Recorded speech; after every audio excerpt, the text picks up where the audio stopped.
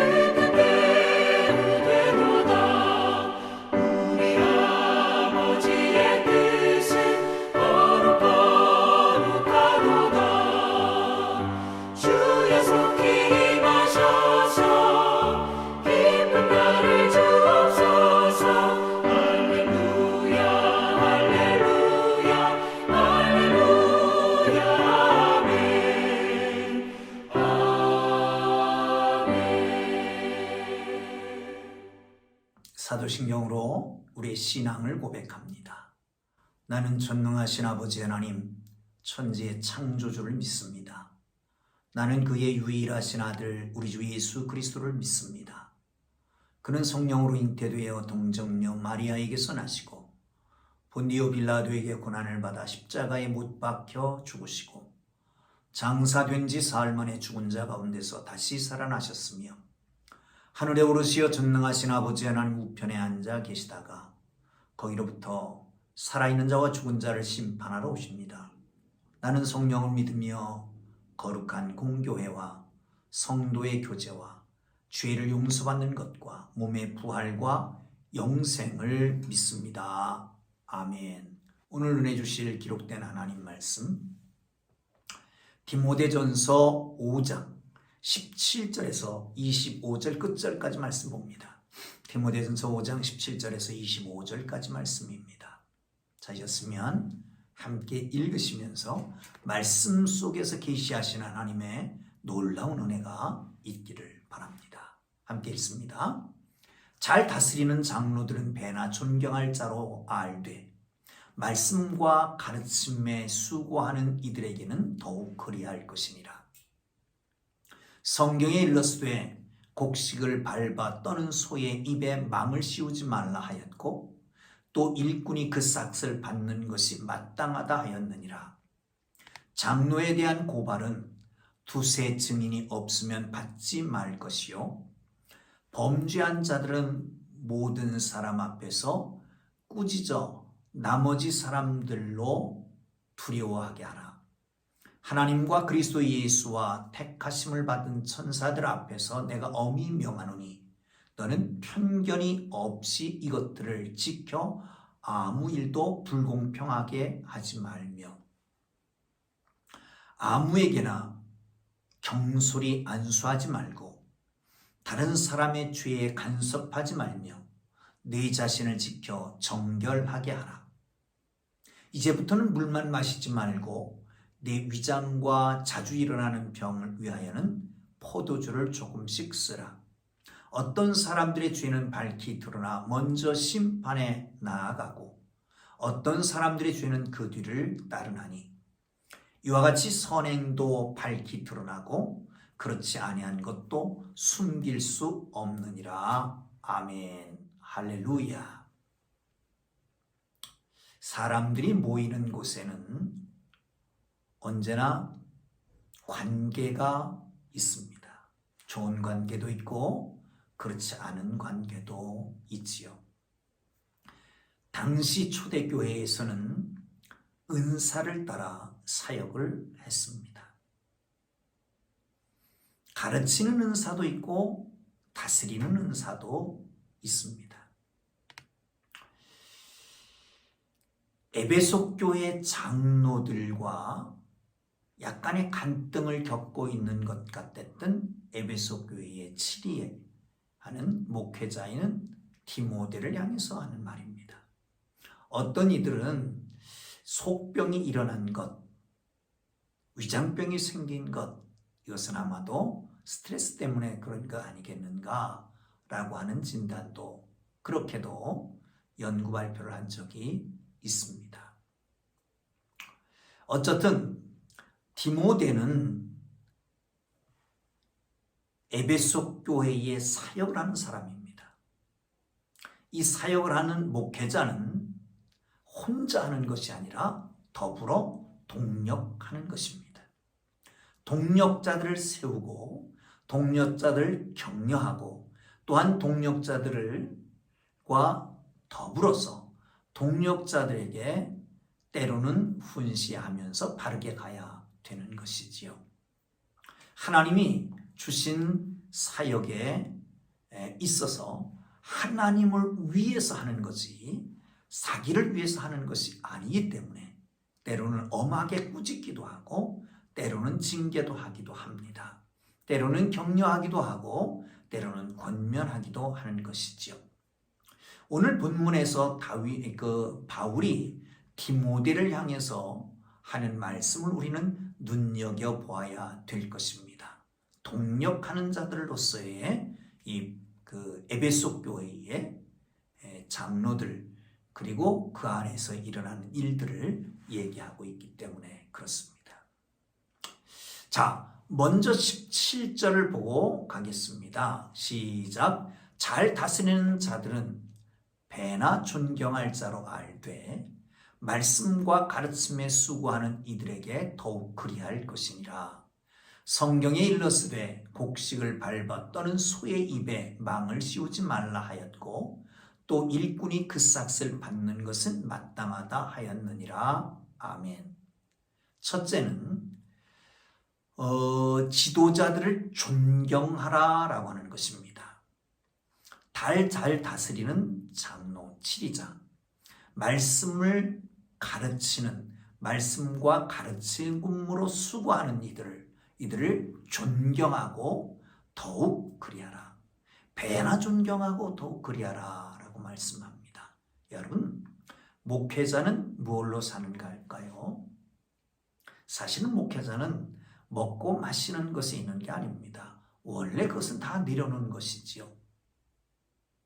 그 나라와 그 일을 구하기 위해서 부름받았고 파송되었고 교회를 다스리고 있는 것입니다. 물질에 많고 적음에 있는 게 아니라 존경을 먹고 사는 것입니다. 여러분, 여러분의 섬기는 교회의 목회자들을 존경하십시오. 치리하는 자들을, 가르치는 자들 더 존경하기를 주님의 이름으로 축복합니다. 여러분, 누구를 존경한다라고 하는 것은 내가 비하한다라고 하는 의미에서 어쩌면 비굴하게 생각하지만 사실은 그런 게 아니잖아요.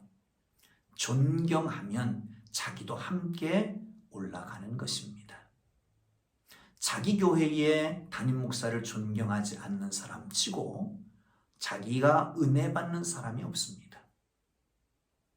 은혜 받으려면 존경하는 사람 밑에 있어야 되잖아요. 그러기에 존경해야 되는 것입니다. 이 존경이라고 하는 말 속에는 18절도 내포되어 있습니다. 다시 말하면 다른 것에 신경 쓰지 않고 다른 것으로 인해서 시간을 뺏기지 않도록 가르치는 일, 다스리는 일에 전념할 수 있도록 배려하는 것입니다. 그것이 생활비지요. 사례비라고도 하고 생활비라고도 하는 겁니다. 연봉, 교회 담임 목사의 연봉제를 얘기하는데 사실은 연봉은 맞지 않는 것입니다. 생활비를 드리는 것이기 때문에 그런 것이죠. 예, 꼭 기억하시고 여러분의 섬기는 교회가 주님 안에서 반듯하게 서가고 여러분이 스스로 세운 담임 목사님에게 은혜 받기를 주님의 이름으로 축복합니다. 또 한 가지 짚고 가야 될 것은 이 장로에 대한 고발입니다. 장로에 대한 고발은 두세 증인이 없으면 받지 말 것이요 범죄한 자들은 모든 사람 앞에 꾸짖어 나머지 사람들과 들로 두려워하게 하라 라고 말씀합니다. 여러분, 앞에 서 있는 지도자들은 루머에 흔들립니다. 소문을 가지고 누가 그랬더라, 어떤 사람이 그랬더라, 많은 사람들이 그랬더라, 그렇게 하지 마십시오. 저는 그런 사람을 믿지 않습니다. 성도들이 그러는데 그런 거 믿지 않습니다. 자기가 하고 싶은 말을 하는 거지요. 루머에 흔들리면 안 됩니다. 신중해야 됩니다. 지도자들이라고 하는 사람들은 그렇습니다. 여러 가지 면에서 결국 근거 없는 소문에 시달리게 됩니다. 비난을 받습니다. 사탄 마귀는 목회자를 흔들어야, 지도자들을 흔들어야, 그래야 교회가 분열되는 걸 알기 때문에 그렇습니다. 여러분, 그러기에 장로에 대한 송사, 지도자에 대한 송사는 두세 사람의 증인이 있어야 함을 강조하고 있는 것입니다. 떠도는 소문에 근거해서 비난하거나 징계해서는 안 된다라고 하는 것입니다. 확실한 증언이 있어야 됩니다. 확실한 증인을 세우고 난 다음에 그 다음에 고발을 받아들여야 되는 것이죠. 모든 증거가 명백하게 드러나야 됩니다. 덮어줘도 안 되는 것이고요. 지도가 잘못 있으면 투명하게 밝혀야 되는 것이고요. 바르게 처리해야 될 것입니다. 그래서 다른 사람에게 경각심도 불어 넣어야 되는 것이죠. 어쨌든 신중하게 처리해야 될 것입니다. 21절 봅니다. 하나님과 그리스도 예수와 택하심을 받은 천사들 앞에서 내가 엄히 명하노니 너는 편견이 없이 이것들을 지켜 아무 일도 불공평하게 하지 말라. 아무에게나 경솔히 안수하지 말고 다른 사람의 죄에 간섭하지 말며 내 자신을 지켜 정결하게 하라. 아멘. 여기 보세요. 하나님과 그리스도 예수와 택하신 받은 천사들 앞에서 내가 명하노니, 엄히 명하노니. 솔로몬이 왕이 된 다음에 1000번제를 드립니다. 그리고 하나님께서 물으실 때에 무엇을 원하느냐라고 말할 때에 지혜를 구했습니다. 지혜의 내용은 이겁니다. 백성들의 소리를 편견 없이 듣게 하시고 선악을 분별할 수 있게, 선악을 분별하여 재판할 수 있게 지혜를 달라라고 하는 것입니다. 편견은 미리 생각하는 겁니다. 미리 판단하는 것입니다. 들성 부르지 못한 나무는 떡잎부터 알 수 있다. 사실은 좋지 않은 이야기입니다. 편견을 가지고 있으면 안 됩니다. First impression이라고 하는 말도 있습니다. 첫 인상입니다. 여러분, 겉모양이 정말 우락부락하게 생긴 사람도 그 속에 뜨거운 열정과 사랑이 넘치는 사람도 있습니다. 물론 사실이 되면 자기 얼굴에 자기가 책임을 져야 된다고 하지만 그렇지 않은 경우도 많습니다. 여러분, 겉모양은 양 같은데 속에는 이리가 들어찬 사람도 있습니다.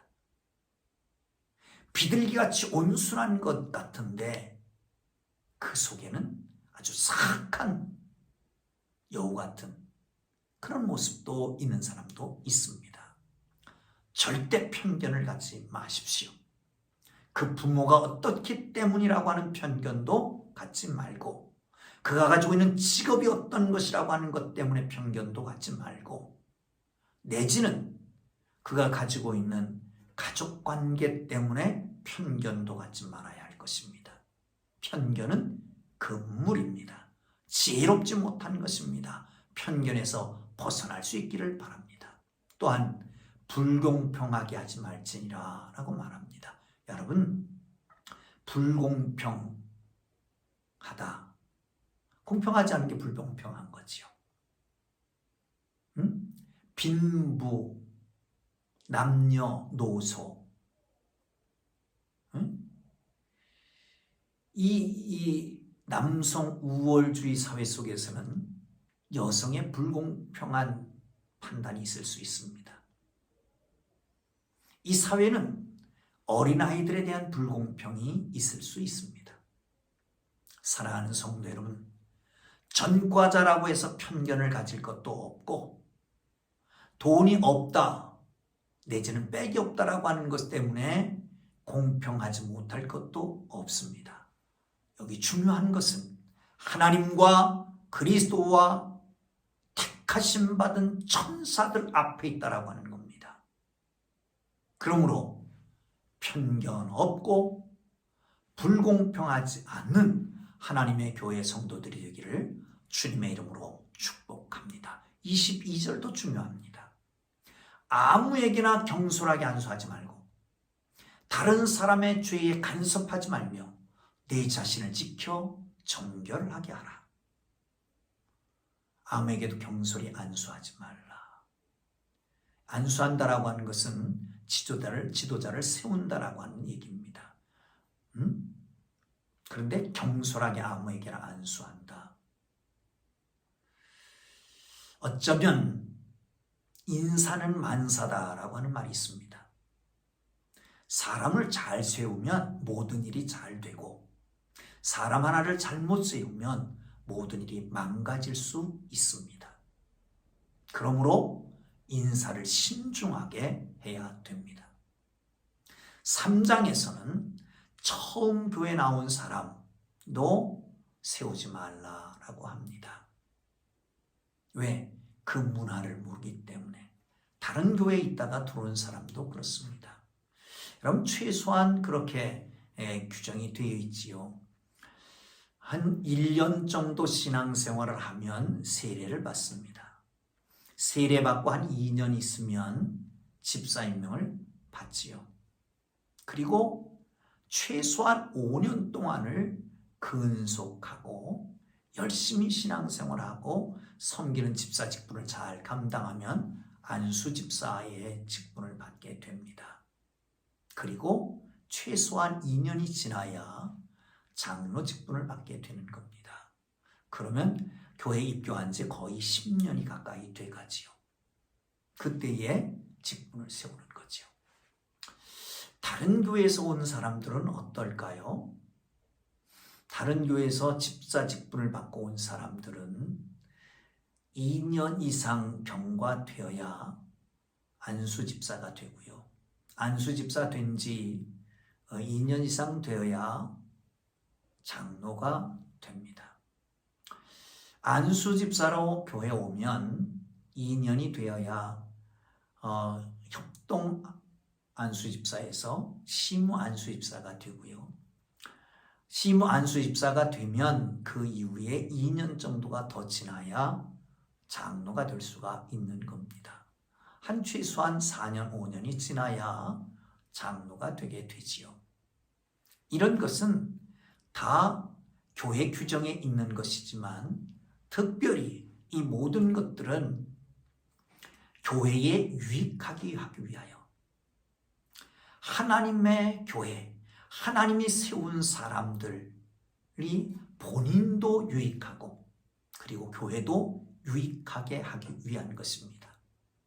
사랑하는 성도 여러분, 여기에 대해서 혹시 교회에 불만 있는 분들은 더 깊이 생각하고 기도하시고 하나님께서 하신 이 경륜이 있다, 뜻이 있다, 섭리가 있다, 하나님의 다스림이 있다라고 하는 걸 기억하시고 좀 더 참고 기다리기를 바랍니다. 여러분, 사실은 대기만성입니다.